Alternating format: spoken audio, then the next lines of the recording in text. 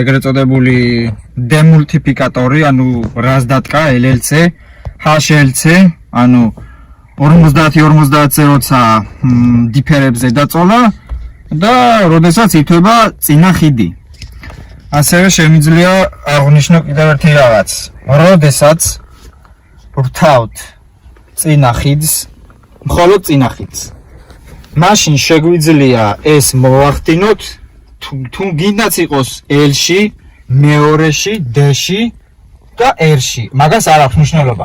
მაგრამ როდესაც მხოლოდ წინა წამყვანითულები აღარ ყოფნის და გვჭირდება ძრავის დახმარებაც, მაგ შემთხვევაში ვაგდებთ ნეიტრალში, N-ში და შემდეგ უკვე ვაგდებთ 4 HLC-ში და 4 LLC-ში.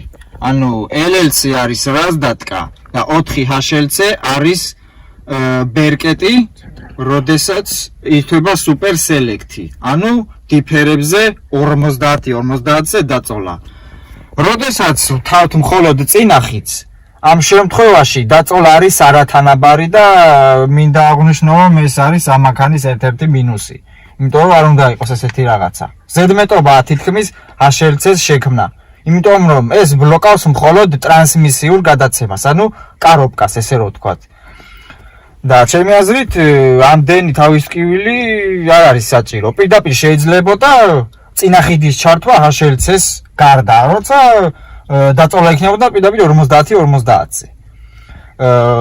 ასევე, როდესაც დაწოლა არის დაწოლა კი არა, როდესაც გვაქვს მხოლოდ წინა ხიდი ჩართული, არის წინა ხიდზე დატვირთვა 30% და უკანაზე 70%. და ეს დიდად გამომდგარი ტაქტიკა არ არის. და როდესაც